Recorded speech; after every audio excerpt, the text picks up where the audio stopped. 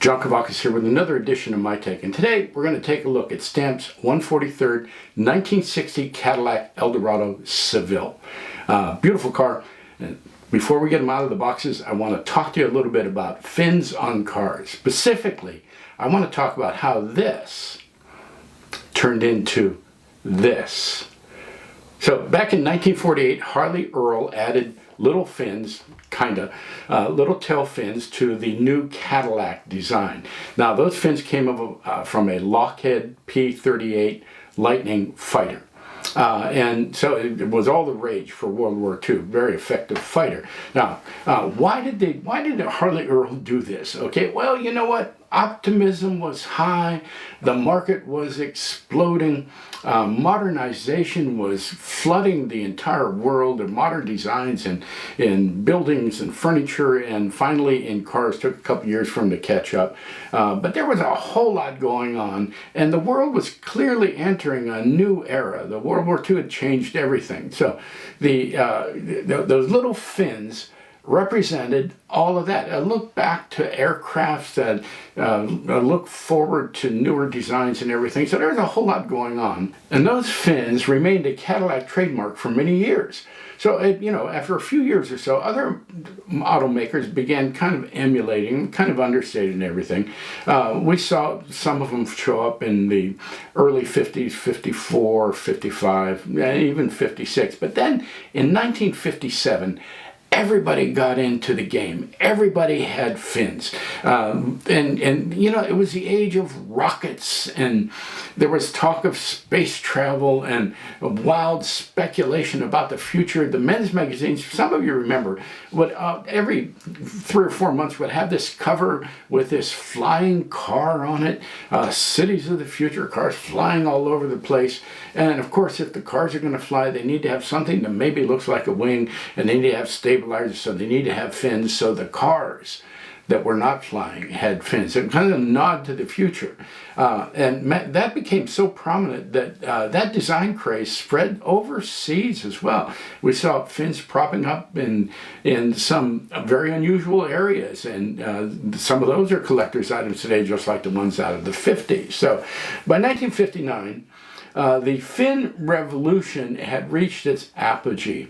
With towering fins that dominated the entire design of the car, and none were larger than Cadillacs. Now, again, those have become iconic, representative of the 50s. So everyone kind of took a breath in 1960 and began to step away from the fins. Okay, so maybe not everybody got the memo on the fins. Some people were holding on for dear life through 1960. For me, this was the year that Cadillac got the fins right. Out of several years of having these gigantic fins, I think these fins complemented what was a beautiful Cadillac design and made it look a bit more elegant than the year before. I think the design was just amazing. I think the fins on the 60 really make the design. I know a lot of people prefer the 59 over the 60. My personal preference is the 60. I just think it looks a little bit more elegant. So Stamp has captured the essence of that 1960 design quite beautifully, and it's going to come in 3 metallic colors. I've got all 3 of them here. Here they are. They're Persian sand and heather and York blue. Now, I'm going to work hard on the lights here to get good representatives of these colors, because they are literally amazing. I'm going to get them out of the box. We'll put them on the turntable. We'll take a close look at them. Then we'll talk about where you can get them. So here are all 3 of them. The first thing I want to point out is something I've just seen more and more from Stamp recently. The paint is absolutely spectacular. The fleck is perfect on it, but it is so deep, so lustrous. It really makes the model pop. Of course, fidelity and everything is right there. It's an accurate 1/43rd scale. The trim and everything is just beautifully done. But that paint, that finish is just amazing. Here's a Persian sand, and this finish just absolutely glows. Again, it's spectacular. You got to see it in hand. I think I got a good picture of it. Some of the pictures out here show this with a white roof. The one I got from the factory has a pink roof. Either way, I think it's going to be a good looking model. This is the heather metallic. Again, a spectacular finish. Just a stunning paint finish on this car, and that white interior really sets it off. And this is the York Blue. Now, I like the pastel colors, but I've got to tell you something. And I think I get the lighting on this so you can pick up the blue, at least on my monitor. It looks great.